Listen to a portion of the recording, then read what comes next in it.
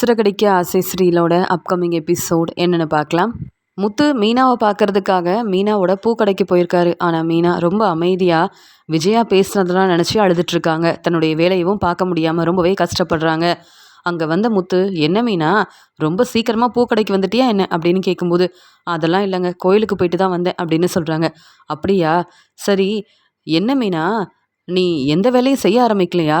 இந்நேரத்துக்கு எல்லார் வீட்டுக்கும் போய் பூவெல்லாம் கொடுத்துட்டு வந்திருப்பியே அப்படின்னு சொல்லும்போது, ஆமாங்க, இன்னைக்கு என்னன்னு தெரியல, சரியாக வேலை செய்யவும் முடியல. ஏன்னா கோயிலில் விஜயத்தையே பார்த்தேன் அப்படின்னு சொல்கிறாங்க. எங்கள் அம்மாவை பார்த்தியா, பேசுனாங்களா? இல்லை நீ பேசுனியா? அம்மா மட்டும் மனசு மாறிட்டாங்கன்னா சீக்கிரமாகவே நீ எதிர்பார்க்குற மாதிரி எங்கள் வீட்டுக்கு வந்துடலாம்ல, அதனால தான் கேட்டேன் அப்படின்னு சொல்கிறாரு முத்து. அது எப்படிங்க உங்கள் அம்மா பேசுவாங்க? ஸ்ருதியும் வந்திருந்தாங்க. அவங்கக்கிட்ட மட்டும் பேசிட்டு என்னை கண்டுக்காமல் சரியாக என்கிட்ட பேசாமல் அங்கேருந்து கிளம்பிட்டாங்க. அது மட்டும் இல்லை, மீனாவால் தான் என் வீட்டில் நிறைய பிரச்சனை வருது, மனோஜுக்கு பொண்ணு பார்க்குறதுக்காக போகிறோம் அப்படின்னு இங்கே ஸ்ருதிக்கிட்ட பேசிகிட்டு இருந்தாங்க. ஆனால் என்கிட்ட சொல்லணுன்ற எண்ணமே இல்லை தெரியுமா? என்னை மருமகளாக அவங்க யோசிக்கிறது கூட இல்லை. அந்த வீட்டில் இத்தனை நாள் 2 வருஷம் அந்த வீட்டில் நான் இருந்திருக்கேன். உங்கள் எல்லாருக்கும் நல்லா சமைச்சு கொடுத்துருக்கேன். என்ன வேணும்னு கேட்டு ஒவ்வொரு வேலையவும் பார்த்து பார்த்து செஞ்சு கொடுத்தேன். ஆனால் விஜயாத்தை இப்படிலாம் பேசுவாங்கன்னு நான் எதிர்பார்க்கவே இல்லைங்க. என்னை கண்டுக்கவே மாட்டிக்கிறாங்க. அந்த வீட்டுக்கு நான் மருமகளாக வந்தாலும் கண்டிப்பாக அவங்க என்னை ஏற்றுக்கவே மாட்டாங்க தெரியுமா அப்படின்னு சொல்லும்போது, என்னமே நான் இப்படி பேசுகிறேன்னு கேட்க, ஆமாங்க, ஸ்ருதி பெரிய பணக்கார வீட்டு பொண்ணு, அதனால் அவங்கக்கிட்ட மட்டும் பேசுகிறாங்க. என்கிட்ட வசதி இல்லை, அவங்க எதிர்பார்க்குற பணம் இல்லை. நான் எப்படிங்க உங்கள் வீட்டுக்கு மருமகளாக வர முடியும்? நான் நினைக்கிறது எதுவுமே நடக்காதுன்னு தெளிவாக புரிய வருது. அதான் இன்னைக்கு விஜயாத்தையை பார்த்தேன். அவங்க பேசாமல் கிளம்பிட்டாங்கன்னு உடனே இங்கே கடைக்கு வந்தாலும் அவங்க பேசுனதெல்லாம் நினச்சி ரொம்பவே மனசு வேதனையாக இருக்குது. மீனா கிட்ட மட்டும் என்றைக்கும் பேச மாட்டேன்னு ஸ்ருதிக்கிட்ட சொல்லிட்டு கிளம்பிட்டாங்க. அப்படி இருக்கும்போது என் மேலே என்னங்க தப்பு இருக்குது? என்னால் பிரச்சனை வருதுன்னு விஜயாத்தை நம்புகிறாங்க. அதெல்லாம் அப்படி நடக்கவே இல்லைன்னு எப்படிங்க உங்கள் அம்மாவுக்கு புரிய வைக்கிறது? அதனால தான் கடைக்கு வந்ததுக்கப்புறமா சரியாக எந்த ஒரு கவனமாக இருந்து வேலையை பார்க்க முடியலங்க அப்படின்னு சொல்லி பேசிகிட்ருக்காங்க மீனா. உடனே முத்து சொல்கிறாரு, என்ன மீனா, என் அம்மா பேசலையேனா இவ்வளோ மனசு வேதனைப்படுற? அவங்க உங்ககிட்ட பேசினாலும் பிரச்சனை தான் வரும். அதனால் உங்ககிட்ட பேசாமல் இருந்தாலே ரொம்ப நல்லது தான் அப்படின்னு சந்தோஷமாக உன்னுடைய வேலையை பார்க்காம மாதம் மாதம் உனக்கு எவ்வளோ வருமானம் வருது, உன்னை நம்பி இப்போ இந்த பூக்கடையை வேற கொடுத்துருக்காங்க. என் அம்மாவாலையா இந்த பூக்கடை உனக்கு கிடச்சிது? இல்லையே. எங்கள் அம்மா பேசலைன்னா நல்லதுன்னு நினைக்கணும். அவங்க பேசினாலே பிரச்சனை வரும். அதனால் நிம்மதியாக உன்னுடைய வேலையை பாரு. உனக்கு சப்போர்ட் பண்ண நான் இருக்கும்போது எதுக்கு எங்கள் அம்மாவை பற்றி யோசிக்கிற? நம்ம சந்தோஷமாக இருந்தால் என் அம்மாவுக்கு பிடிக்காது, நமக்குன்னு நல்ல வருமானம் வந்தால் எங்கள் அம்மாவுக்கு பிடிக்காது. அப்படி இருக்கும்போது அவங்க மனசு மாறணும்னு நினைக்கிறேன். கொஞ்ச நாள் பொறுமையாக இருப்பேன், இல்லையா நானே உன்னை என் வீட்டுக்கு கூப்பிட்டு போயிடுவேன். என் அம்மா மனோஜ் யாராவது கேள்வி கேட்டாங்கன்னா அவங்களுக்கு நான் பதில் சொல்லுவேன். ஏன்னா அவங்களுக்காக நான் எதுக்கு உன்கிட்ட பேசாமல் உன்னை பிரிஞ்சிருக்கணும் சொல்லு? நீ என்னுடைய மனைவி, அதனால் என் வீட்டில் தானே நீ இருக்கணும். என்ன செய்யணும்னு எனக்கு தெரியும். கவலைப்படாமல் இருக்கிற வேலையை பாரு மீனா. அது மட்டும் இல்லாமல் இவ்வளோ யோசிக்கிறியே, மனோஜுக்காக அம்மா பொண்ணு பார்க்க போனாங்க. ஆனால் அங்கே என்ன நடந்துச்சுன்னு உனக்கு தெரியாதுல்ல. மனோஜுக்கு இப்போ இந்த கல்யாணம் நடக்காது. அது மட்டும் இல்லாமல் சொந்தக்காரங்க வீட்டுக்கு தான் போயிருக்காங்க என் அம்மா. அவங்கள பற்றி சரியாக விசாரிக்காமல் அங்கே போனதால் மனோஜும் அம்மாவும் பதில் பேச முடியாமல் அங்கேருந்து கிளம்பி வந்து வீட்டில் எவ்வளோ அமைதியாக அழுதுகிட்டே இருந்தாங்க தெரியுமா? ஏன்னா மனோஜ் வாழ்க்கையை பற்றி ரொம்ப யோசிச்சாங்கல்ல, அதான் தலை குனிஞ்சு அவமானப்பட்டு வந்திருக்காங்க. நீ என்னடானா அம்மாவை பற்றி யோசிக்கிற? நம்ம வாழ்க்கையை பற்றி என் அம்மா என்றைக்கும் யோசிக்க மாட்டாங்க. அவங்கள பற்றி நீயும் யோசிக்க வேண்டாம், இருக்கிற வேலையை பாரு அப்படின்னு பேசிகிட்டு இருக்கும்போது இங்கே மீனா சொல்கிறாங்க, என்ன சொல்கிறீங்க? மனோஜ் ரொம்ப பாவம் அப்படின்னு சொல்லும்போது, நீ மனோஜை பற்றி இப்படிலாம் யோசிக்கிற? மனோஜுக்கு ஒரு நல்ல வாழ்க்கை கிடைக்கணும்னு எல்லாரும் நினைக்கிறோம். ஆனால் அவங்க 2 பேரும் நம்மளை பார்த்து பொறாமப்படுறாங்க. நீ அந்த வீட்டுக்கு வந்தால் பிரச்சனை வரும்னு உன்னை உங்கள் அம்மா வீட்டுக்கு அனுப்புனாங்கல்ல, அதனால் அவங்கள பற்றி பேசவும் வேண்டாம், யோசிக்கவும் வேண்டாம், புரியுதா அப்படின்னு பேசும்போது, பரவாயில்லைங்க, நீங்களாவது எனக்கு சப்போர்ட் பண்ணுறீங்களே அதுவே போதும் அப்படின்னு மீனாவும் முத்துவும் சந்தோஷமாக பேசிகிட்டு இருக்காங்க. அந்த பக்கமாக வந்த ரோகிணி வந்து மீனாவை கவனிக்கிறாங்க. மீனா ரொம்ப சந்தோஷமாக பேசிகிட்டு இருக்காங்க. இதெல்லாம் பார்த்துட்டு ரோகிணியால் தாங்கிக்கவே முடியல. என்னால் என் வீட்டுக்காரர் மனோஜ் கிட்ட பேச முடியல, மனோஜோட கடப்பக்கமே போக முடியல, விஜயாவால் நிறைய பிரச்சனை வருது. ஆனால் மீனா இப்போ அவங்க அம்மா வீட்டில் தான் இருக்காங்க. ஆனால் மீனாவை விட்டு கொடுக்காம மீனாவை பார்க்க வர்றது, பேச வர்றதுன்னு இங்கே முத்துவால் மீனா ரொம்ப சந்தோஷமாக இருக்காங்க. மீனாவுக்கு ஒரு பிரச்சனைனா உடனே முத்து ஆறுதலாக வேற பேசிகிட்டு இருக்காரு. ஆனால் மனோஜ் என்னை பற்றியும் யோசிக்கல, என் வாழ்க்கையை பற்றியும் யோசிக்கல.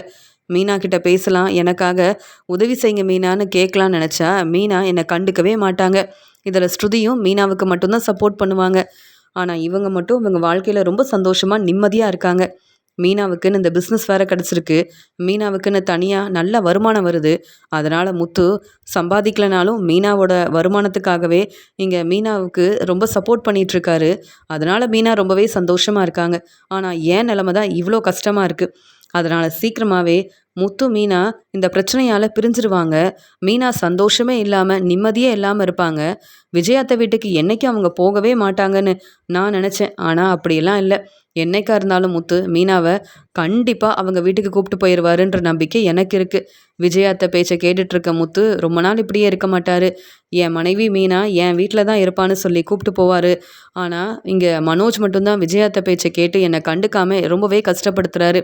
என்ன செய்ய, எப்படி மனோஜோட மனசை மாற்றன்னு ஒன்றுமே புரியல அப்படின்னு மீனா முத்து சந்தோஷமாக பேசிகிட்டு இருக்கிறத பார்த்துட்டு ரோகிணி நினைக்கிறாங்க. அந்த சமயம் மீனாவை பார்க்கறதுக்காக பூக்கடைக்கு வந்த எல்லாரும் மீனாவை பாராட்டி பேசுகிறாங்க. மீனா, நீங்கள் டெக்கரேஷன் ஆர்டரை ரொம்ப நல்லபடியாக செய்வீங்கன்னு எங்களுக்கு தெரிஞ்ச எல்லாரும் சொன்னாங்க. உங்களை பார்த்து பேசிட்டு போகலாமேன்னு வந்தோம். என் பொண்ணோட கல்யாணம் இருக்குது. நீங்கள் தான் மண்டபத்தில் இருக்க டெக்கரேஷன் ஆர்டரை செஞ்சு கொடுக்கணும். எவ்வளோ பணம் செலவானாலும் பரவாயில்ல அப்படின்னு சொல்கிறாங்க. உடனே முத்து எப்பயும் போல் மீனாவை விட்டு கொடுக்காம பேசுகிறாரு, சப்போர்ட் பண்ணுறாரு. என் மனைவி மீனாவுக்கு நிறைய திறமை இருக்குது. நீங்கள் பெரிய டெக்கரேஷன் ஆர்டர் கொடுத்தாலும் மீனா வேலையை சரியாக செஞ்சு கொடுப்பா. நீங்கள் எதிர்பார்க்குறத விட டெக்கரேஷன் ஆர்டரெல்லாம் ரொம்ப நல்லா இருக்கும். மீனாவை நம்பி இந்த டெக்கரேஷன் ஆர்டரை நீங்கள் கொடுக்கலாம். மீனாவுக்கு உதவி செய்ய நான் மட்டும் இல்லை, இன்னும் நிறைய பேர் இருக்காங்க அப்படின்னு பேசும்போது நாங்களும் கேள்விப்பட்டோம். அதான் மீனாவை தேடி வந்தோம். ஏற்கனவே சிந்தாமணி டெக்கரேஷன் ஆர்டர் எடுத்து செஞ்சுட்டு இருந்ததா அங்கே மண்டபத்தில் சொன்னாங்க. ஆனால் அவங்க எங்கள் டெக்கரேஷன் ஆர்டரை செய்ய வேண்டான்னு சொல்லிட்டு மீனாவை பார்த்து பேசிட்டு போகலாமேன்னு வந்திருக்கோன்னு சொல்லும்போது ரோகிணி இது எல்லாத்தையும் பார்த்துட்ருக்காங்க. மீனா சொல்கிறாங்க, ஆமாம், நானும் டெக்கரேஷன் ஆர்டர்லாம் செஞ்சிட்ருந்தேன். ஆனால் இப்போ பூக்கடையில் நிறைய வேலை இருக்கிறதுனால அப்பப்போ சின்ன டெக்கரேஷன் ஆர்டர் மட்டும்தான் வருது அப்படின்னு நேர்மையாக உண்மையை பேசுகிறாங்க.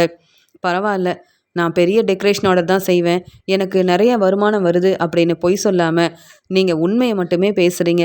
எனக்கு உங்கள் மேலே நம்பிக்கை வந்துருச்சு. அதனால் நாளைக்கே மண்டபத்தை பாருங்கள். உடனே எவ்வளோ பணம் வேணும்னு கேட்டு வாங்கிக்கோங்க. ஆனால் என் பொண்ணோட கல்யாணத்துக்கு நாங்கள் சொல்கிற மாதிரியே ரொம்ப நல்ல டெக்கரேஷன் ஆர்டரை செஞ்சு கொடுக்கணும். உங்கள் மேலே உள்ள நம்பிக்கையில் தான் உங்களை பார்க்குறதுக்காக வந்திருக்கோன்னு சொல்லும்போது மீனாவும் இவங்க பேசுகிறதெல்லாம் கேட்டு ரொம்பவே சந்தோஷப்படுறாங்க. மீனா உடனே நானே இந்த டெக்கரேஷன் ஆர்டரை நல்லபடியாக செஞ்சு கொடுக்குறேன் அப்படின்னு சொல்லும்போது நாளைக்கு மண்டபத்தை பார்க்குறேன், அதுக்கப்புறமா முன்பணத்தையும் வாங்கிக்கிறேன்னு சொல்கிறாங்க. சரி மீனா, நாளைக்கு வரும்போது ஃபோன் பண்ணுங்க அப்படின்னு வந்தவங்க எல்லாரும் அங்கேருந்து கிளம்புறாங்க. முத்து ரொம்ப சந்தோஷமாக, பார்த்தியா மீனா, இப்போ தான் என் அம்மா சரியாக உங்ககிட்ட பேசவே மாட்டேங்கிறாங்கன்னு நினச்சேன். அந்த வீட்டில் இருக்கும்போது நீ டெக்கரேஷன் ஆர்டர் செய்யணும்னு நினச்சா கூட என் அம்மாவும் மனோஜும் கேள்விக்கு மேலே கேள்வி கேட்பாங்க. நீ எந்த வேலை செஞ்சாலும் அதெல்லாம் சரியில்லைன்னு சொல்லி உன்னை தேவையில்லாமல் பேசி திட்ட ஆரம்பிப்பாங்க. ஆனால் இப்போ நிம்மதியாக கிடைக்கிற ஒவ்வொரு வேலையவும் பொறுப்பாக நீ பார்க்கலாம். உன்னை யாரும் கேள்வி கேட்க மாட்டாங்க. என் வீட்டில் இருக்கும்போது கூட நீ அவ்வளோ நிம்மதியாகவும் சந்தோஷமாகவும் இல்லை. இப்போ உங்கள் அம்மா வீட்டில் இருக்க, இப்போயாவது நிம்மதியாக இருப்பேன்னு பார்த்தா என் அம்மாவை பற்றி யோசிக்கிற பாரு. இனி யாரை பற்றியும் யோசிக்க வேண்டாம். நம்ம வாழ்க்கை தான் நமக்கு முக்கியம். அதனால் கிடைக்கிற வேலையை நல்லபடியாக செய்யணும் மீனா அப்படின்னு பொறுப்பாக பேசுகிறாரு முத்து. நீங்கள் சொல்கிறது எனக்கு புரியுதுங்க. இன்றைக்கி கூட பூக்கடையில் சரியான வேலை செய்யலை, அதை பற்றி தானே பேசுகிறீங்க. நீங்கள் கிளம்புங்க, இருக்கிற வேலையெல்லாம் ரொம்ப நல்லபடியாக நான் பார்த்துக்கிறேன். இனி யாரை பற்றியும் யோசிக்க மாட்டேன். விஜயாத்தை தேடி மன்னிப்பு கேட்டாதான் நான் மறுபடியும் உங்கள் வீட்டுக்கு வருவேன். இல்லையா நம்ம பேசாமல் தனி கொடுத்தனமே போகலாம் அப்படின்னு சொல்கிறாங்க. இப்போ சொல்கிறல மீனா, இப்போ பேசுறியே, இதுதான் சரி மீனா. இனியாவது சந்தோஷமா இரு மீனா அப்படின்னு பேசிட்டு இருக்கும்போது இங்கே முத்துவுக்கு ஃபோன் வருது. உடனே முத்துவும், பரவாயில்ல, இங்கே முருகன் வெளியூர் போனதா தெரிஞ்சுக்கிட்டேன். முருகன் தான் மீனா ஃபோன் பண்ணுறாங்க அப்படின்னு சொல்லும்போது, அப்போ இங்கே ரோகிணியோட ஃப்ரெண்டும் வித்யாவும் முருகனும் வந்துட்டாங்களா அப்படின்னு பேசும்போது, ஆமாம், என்னன்னு தெரியல, முருகன் ஃபோன் பண்ணிக்கிட்டே இருக்கான், நான் பேசிட்டு வந்துடுறேன், நீ சரியாக வேலையை மட்டும் பாரு. எங்கள் அம்மா உன்கிட்ட பேசலன்னு நீ மனசு வேதனைப்படாத. அவங்க நம்மக்கிட்ட பேசாமல் இருந்தால் நிம்மதியாக நம்ம வேலையை பார்க்கலாம். பேசினாதான் பிரச்சனையே வரும் மீனா அப்படின்னு சொல்லிட்டு முத்து அங்கேருந்து கிளம்புறாரு. முத்து அங்கேருந்து கிளம்புன உடனே இங்கே ரோகிணி மீனாவை பார்க்கறதுக்காக வராங்க. மீனா ரோகிணியை பார்த்த உடனே ரொம்ப கோவமாக, என்ன ரோகிணி, எதுக்கு இங்கே வந்திருக்கீங்க அப்படின்னு கேட்கும்போது, ஸ்ருதி உங்கள் கூட இருக்கும்போது நீங்கள் என்கிட்ட பேச மாட்டீங்க, ஸ்ருதி பேச விடவும் மாட்டாங்க, இப்போ நீங்கள் மட்டும்தானே இருக்கீங்க, பேசிட்டு போகலான்னு வந்தா என்ன இப்படி கேள்வி கேட்குறீங்க? என்னதான் பிரச்சனை இருந்தாலும் நீங்கள் உங்கள் அம்மா வீட்டுக்கு வந்தாலும் முத்து உங்களை ரொம்ப நல்லா பார்த்துக்கிறாரு, ரொம்ப சப்போர்ட் பண்ணுறாரு. அதனால் நீங்கள் உங்கள் வாழ்க்கையில் ரொம்ப சந்தோஷமாக இருக்கிறீங்க. இங்கே கடையில் இருக்க வேலையவும் பொறுப்பாக பார்க்குறீங்க. ஆனால் என் நிலமைய பார்த்தீங்களா? இங்கே விஜயாத்த மனோஜ் மனசை மாற்றிட்டாங்க. மனோஜ் பொண்ணு பார்க்க போயிருக்காரு, கல்யாண ஏற்பாடெல்லாம் செய்கிறாங்க. நீங்களாவது எனக்காக பேசுவீங்கன்னு தான் உங்களை பார்க்க வந்தேன்.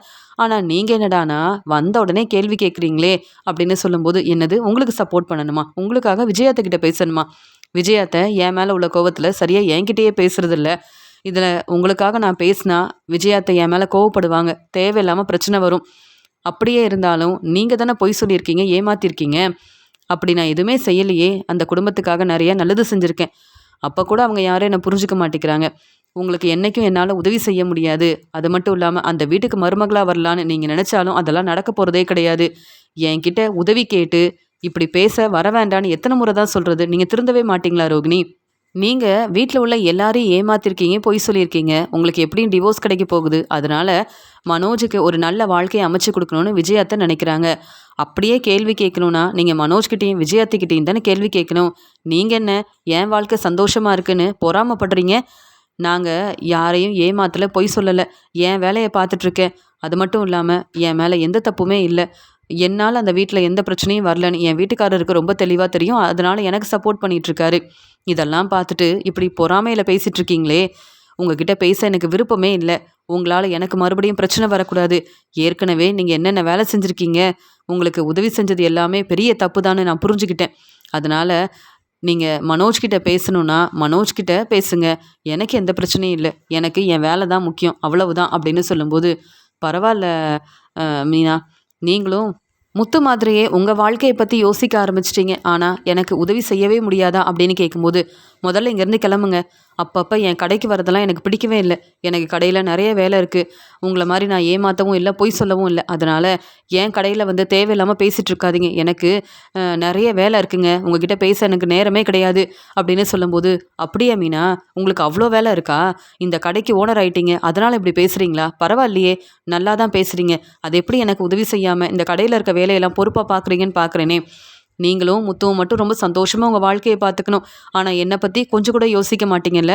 பரவாயில்ல மீனா, என்ன செய்யணும்னு எனக்கு தெரியும். எனக்கு இப்போ விஜயாத்த மேலே கூட அவ்வளோ கோவம் இல்லை. ஏதோ நான் பொய் சொல்லிட்டேன்னு என்னை புரிஞ்சுக்காமல் இருக்காங்க. ஆனால் நீங்களும் அந்த வீட்டில் மருமக தானே. நம்ம எல்லாரும் ஒரே வீட்டில் தானே இருந்தோம், ஒத்துமையாக தானே இருந்தோம். அப்படி இருக்கும்போது எனக்கு ஒரு பிரச்சனைனா சப்போர்ட் பண்ண நீங்களும் ஸ்ருதியும் வரணும். ஸ்ருதி உண்மையாகவே பெரிய பணக்கார வீட்டு பொண்ணு. அவங்க என்ன புரிஞ்சிக்க மாட்டாங்க. விஜயாத்த அவங்களுக்கு ரொம்ப சப்போர்ட் பண்ணுறாங்க. அது மட்டும் இல்லாமல் ஸ்ருதி இப்போவே இந்த வீட்டுக்கு மருமகளாக வரணும்னு ஆசைப்படுறாங்க விஜயாத்த. ஆனால் நீங்கள் உங்கள் அம்மா வீட்டிலேருந்து கஷ்டப்படுறீங்கல்ல, என் நிலமைய உங்களால் புரிஞ்சிக்க முடியாதா? ஆனால் நீங்கள் புரிஞ்சிக்க மாட்டீங்க. ஏன்னா முத்து உங்களுக்கு ரொம்ப சப்போர்ட் பண்ணுறாருல. இப்போ உங்களுக்கு பெரிய பூக்கடைக்கு ஓனர் ஆயிட்டீங்க, நல்லா சம்பாதிக்கிறீங்க, மாதம் மாதம் நல்ல வருமானம் வருது. அதனால இப்படிலாம் பேசுகிறீங்கல்ல. பார்த்துக்கிறேன் மீனா, என்ன செய்யணும்னு எனக்கும் தெரியும். நீங்களே என்னை புரிஞ்சுக்காமல் பேசும்போது அந்த வீட்டில் யாருமே எனக்கு உதவி செய்யவே மாட்டாங்கன்னு எனக்கு தெரியும் மீனா. நான் எப்படி கஷ்டப்படுறனோ அதே மாதிரி நீங்களும் தலை குனிஞ்சு அவமானப்பட்டு நிற்கணும். அதை பார்த்து நான் சந்தோஷப்படணும் மீனா அப்படின்னு சொல்லும்போது, அதெல்லாம் நடக்கவே நடக்காது. நீங்கள் இப்படி பேசுகிறதெல்லாம் என் வீட்டுக்காரர் முத்துவுக்கு தெரிஞ்சதுன்னா இப்போ அவரை வர வச்சா அப்புறம் கண்டிப்பாக வந்து உங்களுக்கு சரியான பதில் கொடுப்பாரு. தேவையில்லாமல் பேசாமல் இங்கேருந்து கிளம்பி போங்க அப்படின்னு சொல்லிடுறாங்க. மீனாவை பார்த்துட்டு ரொம்பவே கோவமாக பதில் பேச முடியாமல் அங்கேருந்து கிளம்புறாங்க ரோகிணி. மனோஜ் இங்கே கடைக்கு கிளம்பி போகிறாரு. மனோஜ் கடைக்கு வந்த உடனே பிஏ ஜீவா, மனோஜோட ஃப்ரெண்டுன்னு எல்லாரும் ரொம்ப சந்தோஷமாக, ஆமாம் பொண்ணு பார்க்க போகிறேன்னு சொல்லிட்டு போனீங்களே, கடைக்கு கூட வராமல் இருந்தீங்க, என்னாச்சு? கல்யாண ஏற்பாடெல்லாம் நடக்குதா? அவங்க இந்த கல்யாணத்துக்கு சரின்னு சொல்லிட்டாங்களா? என்ன மனோஜ், எவ்வளோ சந்தோஷமாக கிளம்பி போனீங்க, இப்போ கேள்விக்கு மேலே கேள்வி கேட்குறோம், பதில் பேச மாட்டேங்கிறீங்க அப்படின்னு சொல்லும்போது, என்ன சொல்கிறது? அப்படியே நீங்கள் சொன்ன மாதிரி எல்லாம் நல்லபடியாக நடந்திருந்தா நானே ஸ்வீட்டெல்லாம் வாங்கிட்டு வந்து கொடுத்துருப்பேனே.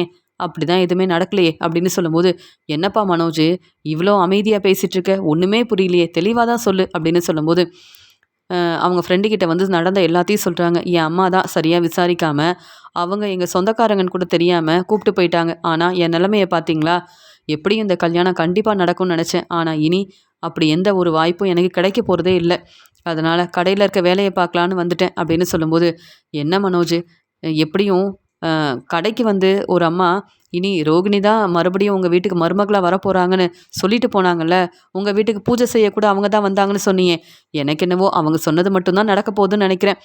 அப்படின்னு சொல்லி பேசிட்டு இருக்காங்க. "அப்படிலாம் நடக்க நான் விடவே மாட்டேன். அப்படி ரோகிணிய மறுபடியும் எங்க வீட்டுக்கு மருமகளா வரதா இருந்தா, நான் அந்த வீட்ல இருக்கவே மாட்டேன். ரோகிணி ஏற்கனவே பொய் சொல்லி ஏமாத்திருக்கா. என் வீட்டுக்கு மருமகளா வந்தா எவ்வளோ பிரச்சனை வரும்னு எனக்கு தெரியாதா? அதெல்லாம் நடக்க நான் விடவும் மாட்டேன். என் அம்மாவும் சரின்னு சொல்ல மாட்டாங்க. ரோகிணி என்ன சாதாரண வேலைய செஞ்சிருக்கா, என் குடும்பத்தையும் ஏமாத்திருக்கா. ஏற்கனவே கல்யாணமான உண்மைய சொல்லாம என்ன தலகுனிய வச்சிருக்கா. இதுல ரோகிணிய பத்தி வேற பேசுறீங்களா? வேண்டவே வேண்டாம்." அப்படின்னு சொல்லும்போது, "கோவப்படாதப்பா மனோஜே. சரி இருக்கட்டும். இன்னொரு நல்ல வரன் கிடைக்காமையா போது? நீ இருக்கிற வேலைய பாருப்பா." அப்படின்னு சொல்லிட்டு மனோஜோட ஃப்ரெண்ட் அங்கேருந்து கிளம்புறாரு. அந்த சமயம் இங்க வந்து மனோஜ் வந்து நினைக்கிறாரு, இனி ரோகிணி ஃபோன் பண்ணாலும் பேசக்கூடாது. ரோகிணி மூலமா எந்த ஒரு ஆர்டர் கிடைச்சாலும் வேண்டான்னு சொல்லிடணும். ரோகிணிய என் கடைக்கு வந்ததால தான் எனக்கு நல்லபடியா அமைய இருந்த இந்த வரன் கூட கிடைக்கல. அதனால ரோகிணி வந்து ரொம்ப பொறாமப்படுறா. எனக்கு இப்படி ஒரு நல்ல வாழ்க்கை கிடைக்கக்கூடாதுன்னு நினைக்கிறதுனால, ரோகிணி கிட்ட பேசவும் கூடாது. ரோகிணி என் கடைக்கு வந்தா, இனி ரோகிணி மூலமா எனக்கு கிடைக்கிற ஆர்டர் வேண்டான்னு சொல்லி உடனே அனுப்பிறணும். இதெல்லாம் நடந்ததெல்லாம் ரோகிணிக்கு தெரிஞ்சா ரொம்ப சந்தோஷப்படுவாளே! அப்படின்னு சொல்லி ரொம்பவே கோவமா இருக்காரு மனோஜ்.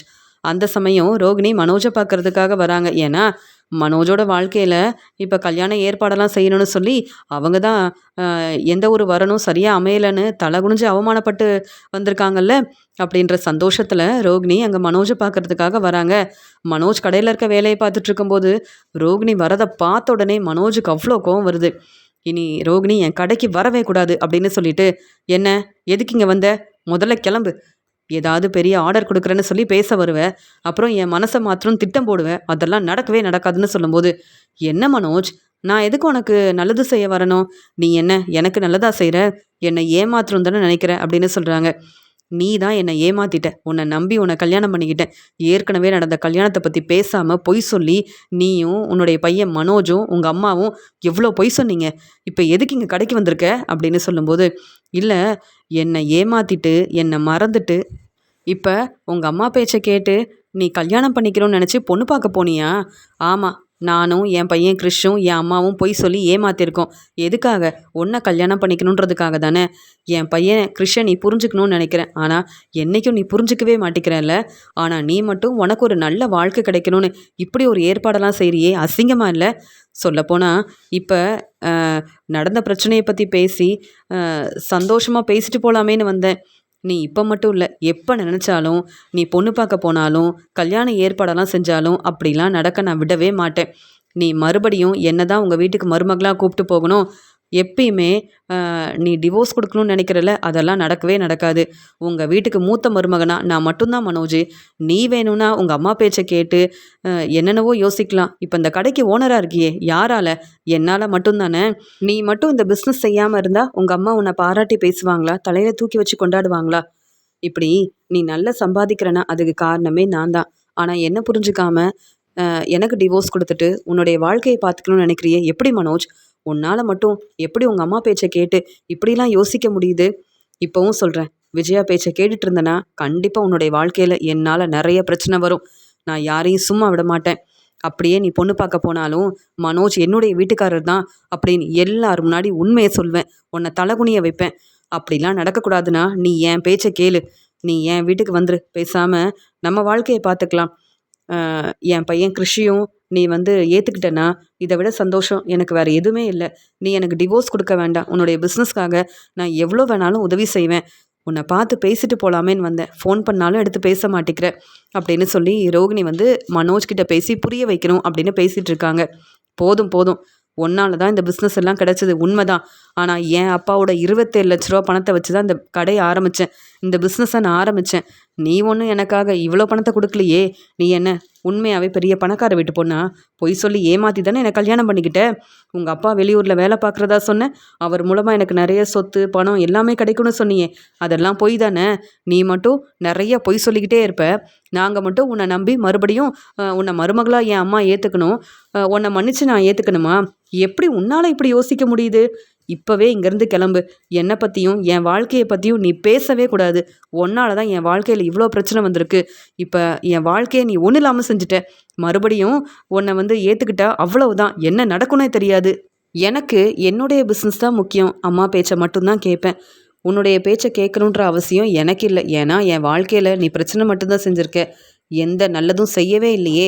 அதனால் இப்போ கிளம்புறியா? இல்லை என் அம்மா விஜயாவை இங்கே வர வைக்கட்டுமா அப்படின்னு சொல்லும்போது, எதுக்கு அவங்க வந்து என்னை கேள்வி கேட்கணும்? அவங்க முன்னாடி நான் தலை குனிஞ்சு அவமானப்பட்டு நிற்கணும். மறுபடியும் உங்கள் அம்மாவை வர வச்சு என்னை இங்கேருந்து அனுப்பணும்னு நினைக்கிறல்ல? வேண்டாம் மனோஜ். நீ எப்பயும் போல சந்தோஷமா இரு. உன்னுடைய வாழ்க்கையை பற்றி மட்டும் யோசி. ஆனால் என்னை பற்றியும் என் குடும்பத்தை பற்றியும் என் பையன் கிருஷை பற்றியும் நீ என்றைக்குமே யோசிக்க மாட்டல்ல. அதையும் பார்க்க தானே போகிறேன். கண்டிப்பாக சீக்கிரமாகவே என்னை புரிஞ்சுக்கிட்டு என்னை தேடி வந்து நீ மன்னிப்பு கேட்க தான் போகிற. அது வரைக்கும் நான் சும்மா இருக்கவும் மாட்டேன். நீ எனக்கு டிவோர்ஸ் கொடுக்கணும்னு நினச்சாலும் அதெல்லாம் நடக்க போகிறதே கிடையாது அப்படின்னு சொல்லிட்டு ரோகிணி ரொம்ப கோவமாக அங்கேருந்து கிளம்புறாங்க. இங்கே மனோஜ் வந்து யோசிக்கிறாரு, என்ன ரோகிணி இப்படி பேசிகிட்டு இருக்கா? அம்மா இங்கே வந்தால் பிரச்சனை வரும்னு கிளம்பிட்டா. ஆனால் டிவோர்ஸ் கொடுக்க விட மாட்டேன்னு சொல்கிறா. என்னென்ன புதுசாக திட்டம் போட போகிறாளோ தெரியலையே அப்படின்னு நினைக்கிறாரு மனோஜ். அந்த சமயம் அங்கே வந்த மனோஜோட ஃப்ரெண்டு வந்து, என்னப்பா ரோகிணி வந்து பேசிட்டு போகிறாங்க, எதுக்கு இந்த ரோகிணி அப்பப்போ உன்னை பார்க்கறதுக்காக கடைக்கு வராங்கன்னு கேட்க, எனக்கு என்ன தெரியும், எப்படியாவது நான் மனசு மாறணும்னு ரோகிணி நினைக்கிறாங்க. அதனால தான் எனக்கு இப்போ கல்யாண ஏற்பாடெல்லாம் செஞ்சுருக்காங்கல்ல, இந்த உண்மை ரோகிணிக்கு தெரிஞ்சிருக்கு. அதான் பேசி பார்க்கலாமேன்னு வந்திருக்காங்க. அவங்க பேசினா நான் மனசு மாறிடுவேனா என்ன? ரோகிணியை பற்றி எனக்கு தெரியாதா அப்படின்னு ரொம்ப கோபமாக பேசுகிறாரு மனோஜ். இருந்தாலும் ரோகிணிக்கிட்ட நீ கவனமாக இருக்கணும்ப்பா. இனி உனக்கு டிவோர்ஸ் கிடைச்சாதான் உன்னுடைய வாழ்க்கையில் நீ நினைக்கிறது எல்லாமே நடக்கும் அப்படின்னு மனோஜுடைய ஃப்ரெண்டு வந்து பேசுகிறாரு. ரோகிணி அங்கேருந்து கிளம்புன உடனே சிந்தாமணியை பார்க்கறதுக்காக போகிறாங்க. சிந்தாமணி, என்ன ரோகிணி என்ன பார்க்க வந்திருக்கீங்க அப்படின்னு கேட்கும்போது, இல்லை எனக்கு கொஞ்சம் பணம் தேவைப்படுது அப்படின்னு சொல்கிறாங்க. எதுக்கு ரோகிணி அப்படின்னு கேட்கும்போது, எனக்கு என் குடும்பத்தை பார்த்துக்கணும், யார்கிட்ட பணம் கேட்கன்னு தெரியல, என் அம்மாவை ஹாஸ்பிட்டல் கூட்டிகிட்டு போகணும் அப்படின்னு போய் சொல்கிறாங்க. அப்படியா, அம்மாவுக்கு என்ன ஆச்சுன்னு கேட்கும்போது, இல்லை எப்பயும் போல தான் அப்படின்னு சொல்லும்போது, பரவாயில்ல, உன்னுடைய பையனோட படிப்புக்காகவும் உன்னுடைய அம்மாவுக்காகவும் உனக்கு நான் உதவி செய்கிறதுனால பணம் கொடுத்து தானே ஆகணும். எவ்வளோ பணம் வேணும் அப்படின்னு கேட்கும்போது, எனக்கு கொஞ்சம் நிறைய பணம் வேணும் அப்படின்னு பேசிகிட்டு இருக்கும்போது, என்னம்மா ரோகிணி இவ்வளோ பணம் கேட்குற அப்படின்னு சொல்கிறாங்க. இல்லை கண்டிப்பாக இந்த பணம் வேணும், எப்படியாவது நான் வேலைக்கு போக பார்க்குறேன், இந்த பணத்தை திருப்பி தர பார்க்குறேன் அப்படின்னு சொல்கிறாங்க. என்னம்மா ரோகிணி நீ வீட்லேயே தான் இருக்க, இப்போ எங்கே வேலைக்கு போகிறேன்னு கேட்கும்போது, நான் வந்து பார்லருக்கு வேலைக்கு போகலை, ஆனால் ஃபங்க்ஷனுக்காக மேக்கப் செய்ய என்னை கூப்பிடுறாங்க, மேக்கப் ஆர்டர் எல்லாம் வந்துட்டு தான் இருக்குது, அதனால் கண்டிப்பாக எனக்கு நல்ல வருமானம் வரும் அப்படின்னு சொல்லும்போது, சரி ரோகிணி நான் நிறைய உதவி செஞ்சுருக்கேன், ஆனால் இவ்வளோ பணம் கேட்குறீங்க, இதுக்கு மேலே என்னால் உதவி செய்யவும் முடியாது, எனக்குன்னு சரியாக பிஸ்னஸ் எதுவுமே நடக்க மாட்டேங்குது, உங்களுக்கு தெரியும்ல அப்படின்னு சொல்லும்போது, அதான் எனக்கு தெரியுமே, மீனாவை பார்க்க போனேன், அப்போ மீனாவுக்கு நிறைய டெக்கரேஷன் ஆர்டர் தேடி வந்து இந்த ஆர்டர்லாம் கொடுத்துட்டு போகிறாங்க, அப்போ தான் உங்களை பற்றி யோசித்தேன், உங்களுக்கு கிடைக்க வேண்டிய டெக்கரேஷன் ஆர்டர் எல்லாம் மீனாவுக்கு கிடைக்குதே, அப்புறம் எப்படி நீங்கள் சம்பாதிக்க முடியும், உங்கள் பிஸ்னஸை பார்த்துக்க முடியும், இதெல்லாம் தெரிஞ்சுக்கிட்டேன் அப்படின்னு சொல்லும்போது, அப்படியா மீனா கிட்ட பேசுனியா, மீனா என்ன சொன்னா அப்படின்னு கேட்கும்போது, மீனா என்கிட்ட பேச விருப்பமே இல்லைன்னு சொல்லிட்டாங்க, மீனாவுக்கு இப்போ பூக்கடையில் நிறைய வேலை இருக்குது, அவங்களுக்கு டெக்கரேஷன் ஆர்டர் கிடைக்குது, அவங்க பிஸ்னஸ் செஞ்சு முன்னேறணும்னு நினைக்கிறாங்க, விஜயாத்தை மீனா கிட்ட பேசுகிறதே இல்லைன்னு இங்கே முத்துக்கிட்ட பேசிகிட்டு இருக்கும்போது சொன்னாங்க மீனா.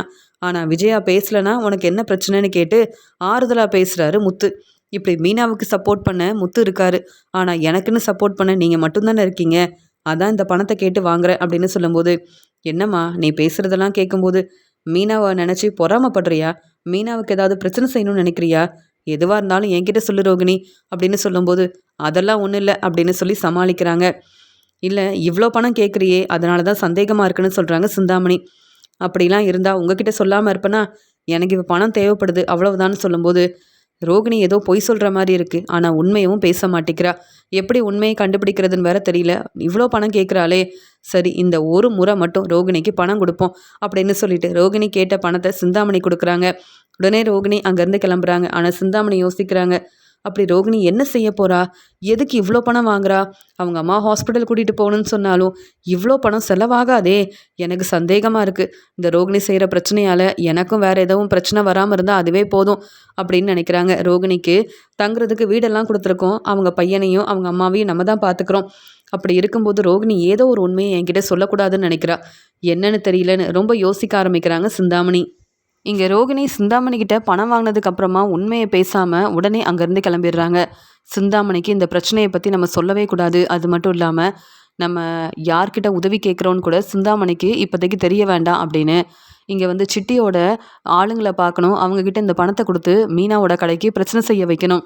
இப்ப சிட்டிக்கிட்ட பேசுறத விட, சிட்டிக்கு நம்ம ஏற்கனவே நெறைய பணம் குடுக்க வேண்டியது இருக்கு. சிட்டி ஏற்கனவே நம்ம மேல ரொம்ப கோவமா இருப்பாரு. அதனால அ நான் சொன்னா இவங்க தான் இந்த வேலைய சரியா செய்வாங்க. அதனால சிட்டிக்கிட்ட கேட்காம இந்த ஆளுங்கள வர வச்சு எப்படியாவது பணத்த குடுத்து இந்த வேலைய சரியா செய்ய வைக்கணும் அப்படின்னு ஏற்கனவே அங்க சிட்டியோட ஆஃபீஸ்க்கு போறது, பணம் வாங்குறதுன்னு ரோகிணி இப்படிலாம் வந்து சிட்டிக்கிட்ட பேசிட்டு இருந்ததால, சிட்டிக்கு தெரியாம அவங்க ஆளுங்களுக்கு வந்து ஃபோன் பண்றாங்க. ஒரு இடத்துக்கும் வர வைக்கிறாங்க. ரோகிணி வந்து மீனாவுக்கு நீங்க பிரச்சனை செய்யணும். மீனா இப்ப பூக்கடைக்கு ஓனர் ஆயிட்டாங்க. ஆனா, உங்களால இப்ப வரைக்கும் மீனாவுக்கும், முத்துவுக்கும் எந்த பிரச்சனையும் செய்ய முடியாம அமைதியா உங்க வேலைய பார்க்குறீங்க. ஆனா, என்கிட்ட நெறைய பணம் இருக்கு. இந்த பணத்த வாங்கிக்கங்க. மீனாவோட பூக்கடை இனி அந்த இடத்துல இருக்கவும் கூடாது. மீனா பிசினஸ் செஞ்சு முன்னேறவும் கூடாது. அப்படின்னு சொல்லும்போது, இல்ல நாங்க சிட்டி பேச்ச கேட்காம எந்த ஒரு வேலையும் செய்யவே மாட்டோம்.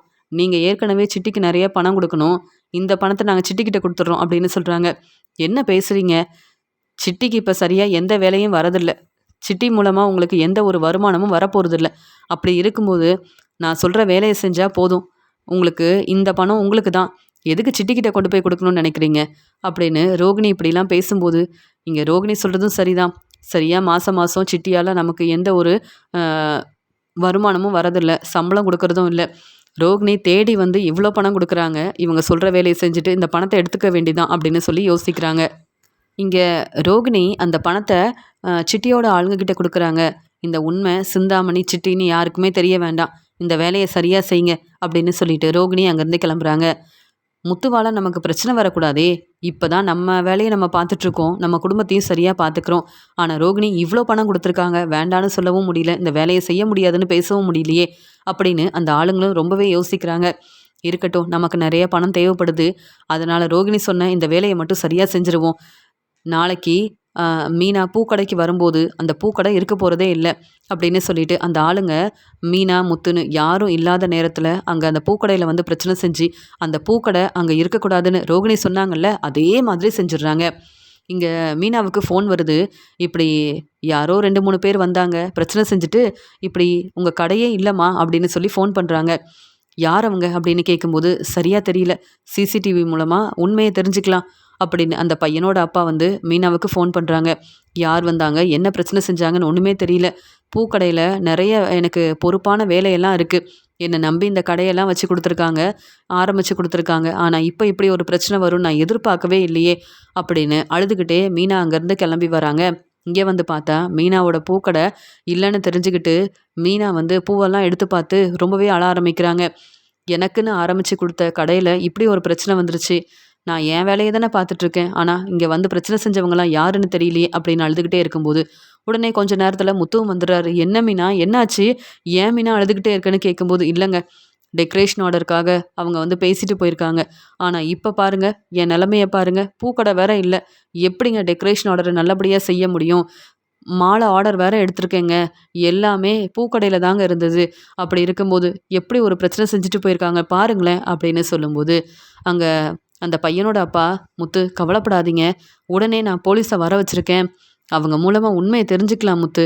நீங்க தான் மீனாவுக்கு ஆறுதலா இருக்கணும்." அப்படின்னு சொல்லும்போது, மீனா ரொம்ப நேர்மையா வேலை செஞ்சுட்டு இருந்தாங்க. ஆனா, யார் இப்படி வந்து பிரச்சனை செஞ்சாங்கன்னு தெரியலையே! அப்படின்னு பேசிட்டு இருக்கும்போது, ஒருவேளை சிந்தாமணியோட ஆளுங்க வந்து பிரச்சனை செஞ்சிருப்பாங்களா? இல்ல ரோகிணி இப்படிலாம் பிரச்சனை செய்ய வச்சிருப்பாங்களா? ஒண்ணுமே புரியலன்னு ரொம்பவே குழப்பத்துல இருக்காரு முத்து.